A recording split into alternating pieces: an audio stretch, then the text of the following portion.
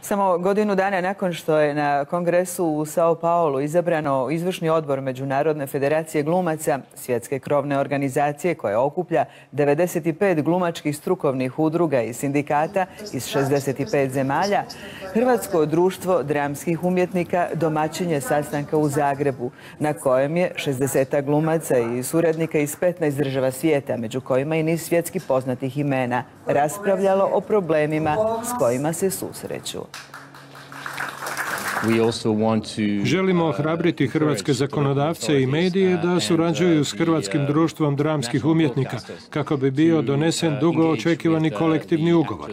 To je glumcima jako važno jer određuje osnovne uvjete rada i pravične naknade.